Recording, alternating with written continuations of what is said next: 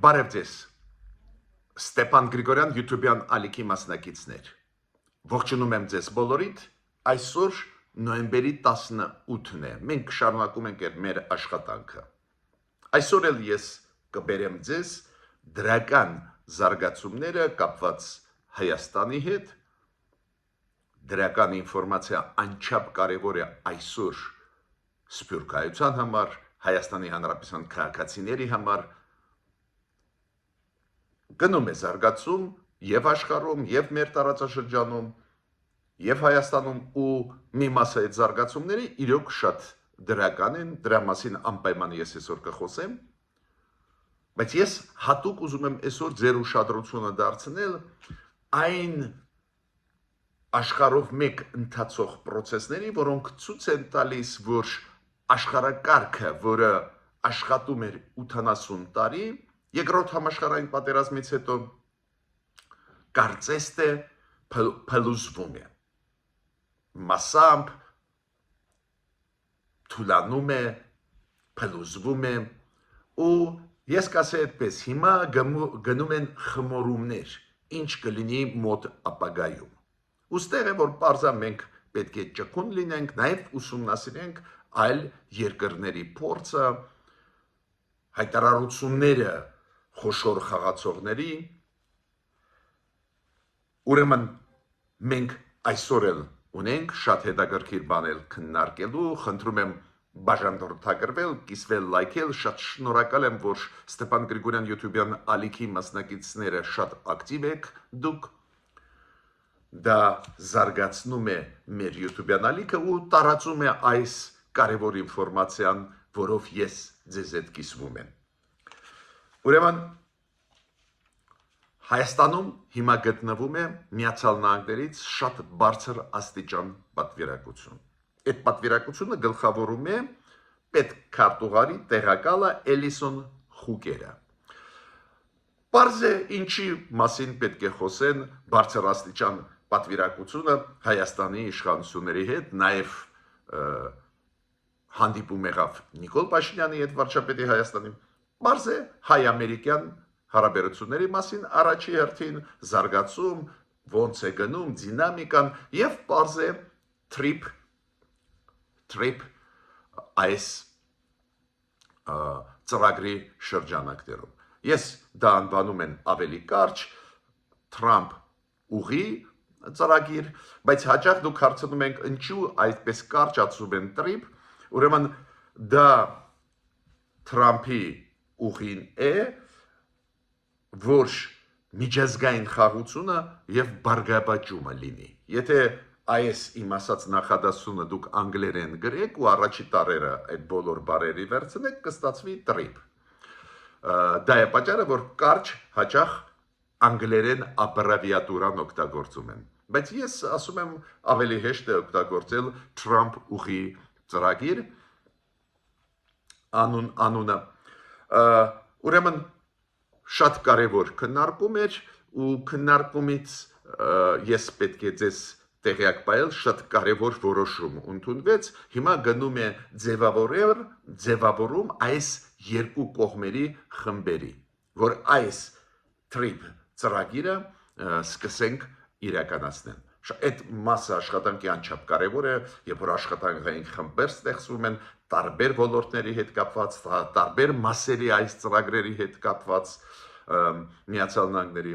ու կոպիտ ասած կսկսվի process կյանքի գոչել այդ կարևորագույն ծրագրի։ Ավելի ուշ մենք կխոսենք այն լրջագույն աշխատանքի, որը հիմա Միացյալ Նահանգները տանում են այս ծրագիրը աշխատացնելու համար, նաև այդվում Կենտրոնական Ասիայում։ Մի քիչ ավելի ուշ դրա մասին կխոսենք, դուք կպատկերացնեք ավելի լավ ինչ մեծ ծրագրի մեջ է ներգրավում Հայաստանը։ Գիտեք, ես վերջին ժամանակներս շատ եմ բերում այդ օրինակները, երբ որ Հայաստանը սկսեց պաշտպանել իր սահմանները, պաշտպանել երկիրը դրսի ազդեցություններից, դրսի ճնշումներից, երեք ես ասացի, որ Ռուսաստանի լրագրողներից մեկին արգելեցին մուտք Հայաստան, այսօր պետք է ասեմ, որ էլի կա ինֆորմացիա, կա Ռուսաստանի դիզայներ ճանաչված Արտյոմ Լեբեդև, որը նաև միջամտեց Հայաստանի ներքին գործերի մեջ, բավական ցավոտ իր ասածին արձագանքեց Ալեն Սիմոնյանը, մեր ազգային ժողովի նախագահան, դա հայկական կոնյակ անվանման հետ կապված, հիշում եք Նիկոլ Փաշինյանը բացատրում էր, որ քանի որ կա հեղինակության իրավունք, այդ միջազգային նորմերը կապված հեղինակության իրավունքի հետ, ու վաղուց է այդ պատմությունը կա, պարզ է, մենք չենք կարող օգտագործել այն անվանումները, որոնք կապված են կոնկրետ բնակավայրերի հետ, օրինակ Ֆրանսիայի կոնյակ գյուղի հետ կամ փոքր քաղաքի հետ կամ շամպայն, ու համապատասխան պետք է փոփոխություններ մենք էլ կատարենք, պարզ է Ֆրանսիան հարգում սիրում է Հայաստանին, դա է պատճառը, որ այդ որոշումը անվանումը մեր կոնյակի փոխել Ֆրանսիան անընդհատ թույլ է տալիս, որ հետաձգվի, բայց ի վերջո պետք է որոշում ընդունես, եթե ուզում ես Եվրոմիության հետ քիփ աշխատել, քանի որ հեղինակության իրավունքի այս ինստիտուտը Եվրոպայում դեմոկրատական աշխարհում շատ ուժեղ է, ու մենք պետք է, եթե ուզում ենք ինտեգրվենք, դա հարգենք։ Ու Նիկոլ Փաշինյանը այդ թեմայով խոսեց, ուրեմն այս մարդը Արտյոմ Լեբեդևը խստագույնս քննադատեց Նիկոլ Փաշինյանին, Ալեն Սիմոնյանը արձագանքեց ու կա ինֆորմացիան, որ այդ մարդուն արգելվում է մուտք Հայաստան։ Իրոք կոչ անել, որ Հայաստանը հերու ուղարկի Ֆրանսիան, դուք հասկանում եք հերու ուղարկել ռուսերեն ինչ տարբերակ կա խոսքի, ես կորեկտ չեմ համարում, Ալեն Սիմոնյանը բավական կոշտ պատասխանեց, ճիշտ արեց, բայց միտքս ինչում է, շատ կարևոր է, որ մենք սկսեցինք սանկցիոն քաղաքականություն այն մարդկանց նկատմամբ, ովքեր փորձում են այս կամ այն հարցում միջամտել մեր ներքին գործերի մեջ։ Ես պետք է ասեմ, որ երեք մենք մանրամասն խոսեցինք վաղար շաբաթ խոշորացված համայնքի ընտրությունների մասին, ընտրությունները ավարտվեցին, արդյունքների մասին ես ձեզ ասեցի ու շատ այլ փորձագետներ ձեզ ներկայացրեցին, բայց process-ը մի փոքր շարունակվում է, ինչի հետ է դա կապված, արդյունքները ֆիքսված են, բայց process-ը շարունակվում է, պարզվեց, որ կային բողոքներ, որ փողի բաժանում կար ու հիմա գնում են խուզարկություններ մի շարք այն մասնակիցների այդ process-ի, ընտրարշավի process-ի, ովքեր մեղադրում են կաշառքը բաժանելուց ու ինչքան ես հասկանում եմ խուզարկություններ նաև այդ թվում անցկացվել են այն ուժերի անդամների տներում, ովքեր մասնակցել են այս ընտրություններին։ Ստեղ էլ ես ցանկացած դեպքում դա համարում եմ դրական, այո, ընտրությունները անցան իմ կարծիքով նորմալ, եթե մեծ աղմուկ լիներ, մենք այսօր այդ բողոքները աղմկոտ գործերը կլսեինք, ես համոզված չեմ նույնիսկ, որ բողոքներ կներկայացնեն այս կամ այն կուսակցությունները, բավական մաքուր անցան ընտրությունները, բայց այնուամենայնիվ ընտրություններից հետո այն 5, 6 թե 10 աղազանգներ, որոնք եղել են, ասենք ընտրության կաշառք բաժանել, չգիտեմ, տեխնիկական սխալներ ընտրությունների ժամանակ, անպայման պետք է ուսումնասիրեն, որ նոր մյուս ընտրությունների ժամանակ չկրկնվեն նույն սխալները։ Ես պետք է ասեմ, որ միշտ ձեզ ասում եմ, որ վերջի 3-4 տարվա մեջ մեր արտաքին քաղաքականությունը շատ ակտիվացավ, ինչը միանշանակ ողջունելի է։ Ու մոտավորապես 10 օր առաջ ուղղակի ֆիզիկապես ես առիթ չեմ ունեցել դրա մասին ձեզ ասել, քանի որ հագեցած էին բոլոր մեր հաղորդումը վերջի 10 օրվա ընթացքում, բայց պահեցի այդ ինֆորմացիան, որ հարմար պահին ձեզ ներկայացնեմ, դա մոտավորապես 10 օր առաջ էր Հնդկաստանի փոխարտգործնախարարը Հայաստանում էր։ բանակցություններ Հայաստանի հետ, դու գիտեք բավական ակտիվ համագործակցություն գնում է Հնդկաստանի հետ եւ առևտրի ոլորտում եւ կոմունիկացիոն այդ ծրագրերի շրջանակներում, բայց ել ավելի ակտիվ ռազմատեխնիկական ոլորտում պարզ է բարձր մակարդակի համագործակցություն է, դա եւ ծավալը մեծ է, ու պարզ է, որ Հնդկաստանը շահագրգռված է Հայաստանի հետ աշխատել, շարունակել աշխատել ու իրենց փոխարտգործնախարարը Հայաստանում է։ Ես ուզում եմ, որ դուք իմանաք, որ դա շատ կարևոր է ու ել ավելի կարևոր է Հնդկաստանի հետ աշխատել այն կոնտեքստով, որ աշխարհակարգը սկսվում է փոխվել։ Փոփոխությունները մենք տեսնում ենք, դեր վերջնական տարբերակը չի երևում, որը կլինի նոր աշխարհակարգի, բայց այն, որ չի մնա այն աշխարհակարգը, որը ձևավորվեց երկրորդ համաշխարհային պատերազմից հետո, դա ակնհայտ է։ ՄԱԿ-ը պետք է բարեփոխվի, փոփոխություններ կլինեն, ու այդ process-ները հիմա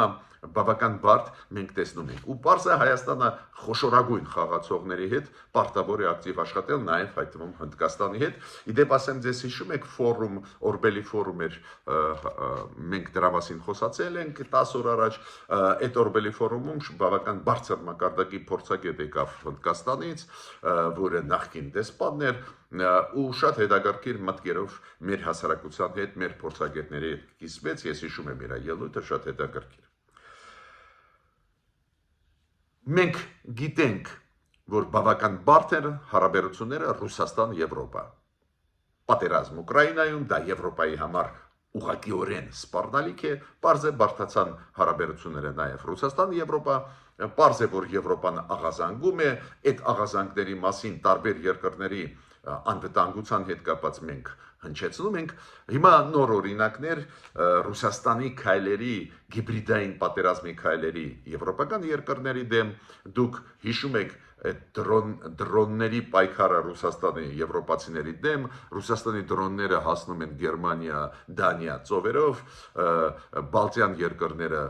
ավելի մոտ են Լեհաստանը, մտել են դրոնները, օդային խախտում, օդային տարածքային ամբողջականության խախտում Ռուսաստանի ռազմական ինքնատերի կողմից, մենք բոլորը գիտեն, հիբրիդային պատերազմ, լարված է վիճակը, բայց նոր օրինակներ կան։ Լեհաստանում իրենց զինված ուժերի գլխավոր շտաբի պետը հայտարարություն արեց, որ մենք ոնց որ գտնվում ենք վիճակում, որ հեսա պատերազմ կսկսվի ու մեր վրա հարձակում կլինի, ուրեմն պետք է պատրաստվենք։ Գիտեք, այս ձևի պաշտոնյաներ այդպես հեշտ խոսքերը չեն ասում, տագնապալից խոսքեր, ինչու գլխավոր շտաբի պետը ասեց, որ մենք գտնվում ենք շատ մոտ պատերազմական գործողությունների, քանի որ Լեհաստանում երկաթգծի մի մասը վնասվել է շատ լուրջ, վնասվել է այն երկաթգծի Լեհաստանում, որը ապահովում է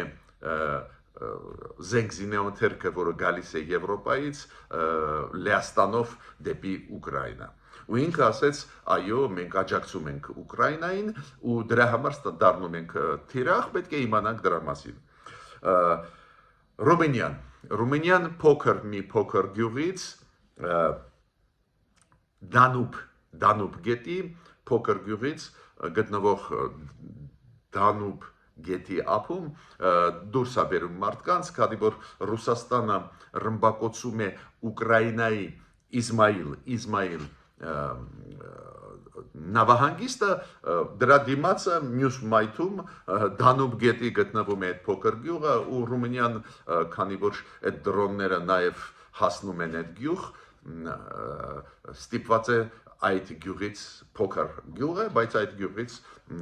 մարդկանց տեղափոխել այլ տեղեր ավելի անվտանգ։ Ինչ եմ ուզում դրանով ասել։ Այո, Ռուսաստանը պատրաստվում է երկարաժամկետ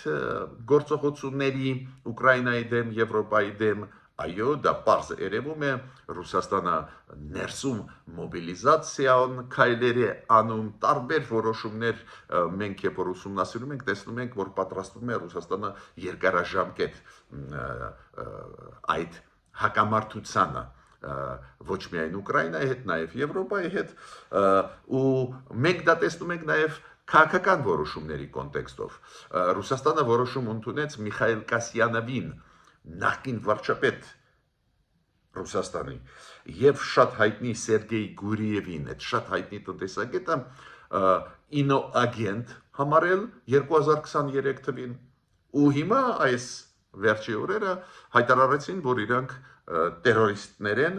եւ էքստրեմիստներ։ Դու կներեք Միխայիլ Կասյանովին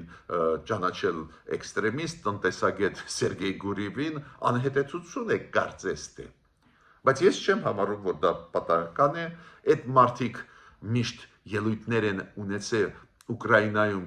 պատերազմի դեմ, ու Ռուսաստանը, քանի որ շարունակում է պատերազմը ու համարում է, որ պետք է շարունակի, պարզը էզևի ձայներ պետք է լրացվեն։ Ու իրանք հիմա հայտարարեցին տերորիստներ Ռուսաստանի կողմից։ Մյուս կողմից դա նշանակում է, որ Ռուսաստանը պատրաստվում է երկարատև այս ձևի պայքարի։ Ու շատ արագ արձագանքում են տարբեր երկրների, առաջերտին եվրոպական երկրների առաջնորդները։ Օրինակ Ֆրիդրիխ Մերցը, Գերմանիայի կանցլերը, վարչապետը, ինքը հայտարարեց, որ այո, աշխարհը փոխվում է, աշխարհակարգը փոխվում է, նոր աշխարհակարգ գալիս է, մենք պետք է պատրաստ լինենք, ու ինքը ասում է գլխավոր վտանգները որոնք են։ Իմիջիայլոց Մերցը ասում է, որ մենք եվրոպացիներս միասին պետք է այդ վտանգներին արձագանքենք, միասին ու նոր աշխարհակարգ մտնելուց միասին լինենք։ Ինքը ասում է գլխավոր վտանգները այսօր Գերմանիայի համար Ուկրաինայի դեմ պատերազմն է, բավական բարդ հարաբերություններ Չինաստանի հետ եւ լուրջ խնդիրներ առևտրի ոլորտում Միացյալ Նահանգներ, Եվրոմիություն։ Բացի դրանից ինքը նշում է, որ ՆԱՏՕ-ում, այդ Ատլանտյան դաշինքում կան խնդիրներ։ Ինչու ես դա հատուկ նշում եմ ու այս հաղորդումը նվիրեցի այս գլոբալ աշխարհում ընթացող process-ները, որ մենք հասկանանք, որ խնդիրներ կան, աշխարհակարգը փոխվում է, մի շարք խաղացողներ աշխարհի փոխում են այդ աշխարհակարգը, ուզում են լավացնել իրենց դիրքերը, նաև դրա մեջ ակտիվ մասնակցում է Ռուսաստանը, որը ուզում է վերահսկել ամբողջ Ուկրաինան, ավտոմատ դա բերում է լուրջ խնդիրների։ Դոնալդ Տրամպի բարձրացրած հարցերը առևտրի ոլորտում, լարված վիճակ Չինաստան, Միացյալ Նահանգները, լարված վիճակ Միացյալ Նահանգների այլ պետությունների հետ, ում հետ Միացյալ Նահանգները դաշնակից էին, բայց հիմա լիքը խնդիրներ կան, պարզա դա նշանակում է, որ փոխվում է աշխարհը ու ամեն երկիր փորձում է գտնել իր տեղը։ Օրինակ Ֆրանսիայի նախագահն էր, ոնց Ֆրիդրիխ Մերցը, Գերմանիայի կանցլերը հայտարարեց, որ փոխվում է, բազմիցս ասել է Ֆրանսիայի նախագահ Էմանուել Մակրոնը, որ փոխվում է աշխարհը, պետք է արձագանքենք, ու արձագանքներից մեկը Ֆրանսիային նա է, այն օգնությունը, որը Ֆրանսիան տալիս է Ուկրաինային, տալիս է էլ ավելի, ես կասեի, այդպես ճիշտ ճանապարհով։ Ոչ միայն ուղղակի զենք են ուղարկում, փող են տալիս, նաև համատեղ Ուկրաինայի հետ հիմա մեծ պրոյեկտ են անում ռազմատեխնիկական արտադրելու համար դրոններ, ֆրանս-ուկրաինական արտադրելու համար հակաօդային համակարգեր, ու այդ ստորագրեցին պայմանագրերը Փարիզում, Փարիզի տակ գտնվող ռազմական այրադրոմում Էմանուել Մակրոնը եւ Վլադիմիր Զելենսկին։ Ու Էմանուել Մակրոնը ասաց, որ այս զարգացումների վերջի ժամանակներս դրական կոնտեքստով են Ուկրաինայի համար, քանի որ ինքը ասում է առաջինը խստացվեցին սանկցիաները Եվրոմիության Միացյալ Նահանգների կողմից Ռուսաստանի դեմ ու առաջերտին նավթային ընկերությունների դեմ, դա շատ է թույլատնելու Ռուսաստանը, եւ երկրորդը ինքը ասաց, եթե նկատել եք հրետորաբանությունը Տրամպի փոխվեց, նախկինում ակնհայտ Տրամպը պրո-պուտինյան քաղաքականություն էր վարում, հիմա փոխվեց։ Ռուսաստանն էլ պարտքի տակ չի մնում, Ռուսաստանը սերում է անընդհատ հարաբերությունները Եվրոպայի հետ, Ռուսաստանը ուշ ընդունեց որոշում, Պուտինը ստորագրեց այդ հրամանագիրը, որի համաձայն ապրիլի 9-ը կսահմանվի որպես Քյոնիգսբերգի հերոսական հարձակման և գրավման օր, հերոսական հարձակման և գրավման օր։ Պատկերացնում եք ինչ ցավոտ թեմա է Գերմանիայի համար, Պուտինը այդ հարվածը հասցրեց։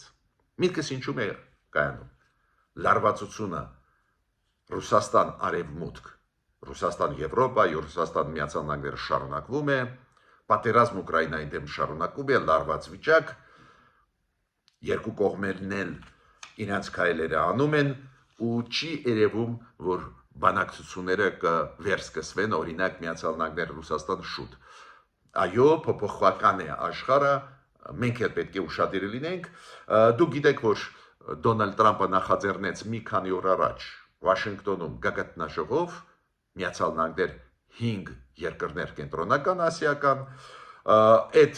շրջանակներում Դոնալդ Տրամպը հայտարարեց, որ Աբրահամի համաձայնագրերին կմիանա Ղազախստանը։ Հիշում եք, այդ նախաձեռնությունը Դոնալդ Տրամպը դեր առաջի իր նախագահական լիազորությունների ժամանակ իրականացնում էր մոտավորապես 2016-ից 20 թվականները, երբ որ ինքը նախագահ էր, ավելի մոտ 20 թվականներին, այն ժամանակ այդ Աբրամյան համաձայնագրերին, որի համաձայն Ամերիկան ստիմուլ է տալիս, որ այն երկրները, որոնք Իսրայելի հետ կհաստատեն դիվանագիտական հարաբերություններ, խաղաղության օրակարգեր եւ այլն, որ այդ երկրներին Դոնալդ Տրամպը լուրջ աջակցություն կտա, ու այն ժամանակ միացան այդ ծրագրերին Բահրեյնը, Սուդանը, Մարոկոն, առաջինը միացավ Արաբական Էմիրատները միացան, 4 արաբական երկրներ, ու հիմա Դոնալդ Տրամպը հայտարարեց, որ այս նոր իր նախագահական երկրորդ կադենցիայի ժամանակ նաև դրան կմիանա Ղազախստանը։ Տեսեք, Կենտրոնական Ասիայի դերը ոնց է աճում, ու նույն պահին ամերիկացիք կենտրոնական ասիական երկրների հետ անցկացրեցին գագաթնաժողով, նույն Ղազախստանը համաձայնվեց միանալ Աբրամի այդ համաձայնագրերին, լրջագույն զարգացումներ են։ Կենտրոնական ասիական երկրները նաև առանձին հայտարարություն արեցին այս գագաթնաժողովից հետո, որ իրանք համաձայն են միանալ TRIP ծրագրին, այդ TRIP ուղու ծրագիրը ու այդ համաձայնագրում այդ անվանումներ։ TRIP ծրագրին իրանք միանում են։ Ես պետք է ասեմ, որ Ադրբեջանն էլ բավական արագ, ոչ միայն մենք, նաև Ադրբեջանը բավական ճկուն, շատ արագ արձագանքում է։ Ես ասեմ ձեզ, որ նոյեմբերի 16-ին, երկու օր առաջ, գագաթնաժողով անցավ Տաշկենտում կենտրոնական ասիական երկրները գումարած Ադրբեջան, որի համաձայն այն կոնսուլտատիվ մարմինը, որը կա կենտրոնական ասիական երկրների միջև, երբ որ ղեկավարները այդ պետությունների հավաքվում են, դա կոչվում է կոնսուլտատիվ հանդիպումների կենտրոնական ասիական երկրների ղեկավարների, այդ կոնսուլտատիվ մարմնի լիարժեք անդամ ընդունվեց Ադրբեջանը։ Ոչ թե դիտորդ կամ, չգիտեմ, համագործակցող պետություն, գործընկեր պետություն, այլ լիարժեք անդամ։ Կոպիտ ասած, Ադրբեջանը գնաց դեպի կենտրոնական Ասիա, բայց կենտրոնական Ասիայի երկրների դերը հիմա շատ մեծ է, հաշվի առնելով նաև, որ TRIP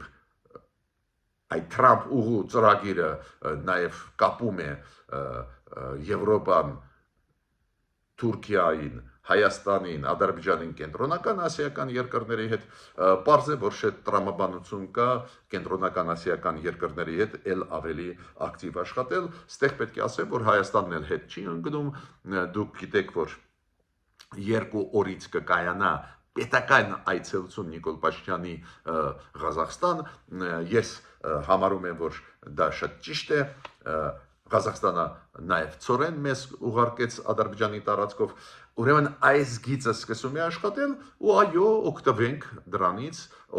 քանի որ մենք տեսնում ենք այստեղ ակնհայտ շահեր հայ ժողովրդի համար։ Դա չի խանգարում մեր ինտեգրացիան Եվրոմիություն, դա չի խանգարում մեր սերտ համագործակցությանը Միացյալ Նահանգների հետ, տեսակ բարձր պաշտոնյան պատվիրակությունները Միացյալ Նահանգներից գրեթե ամեն շաբաթ նոր պատվիրակություններ են գալիս, աշխատանքը գնում է, ես չեմ ասում եվրոպական պատվիրակությունների մասին, եվրոպական ծրագրերի, ուրեմն այս նոր զարգացումներին պետք է adekvat արձագանքենք։ Ես ավարտեցի իմ ելույթը, մինչ նոր հանդիպումներ։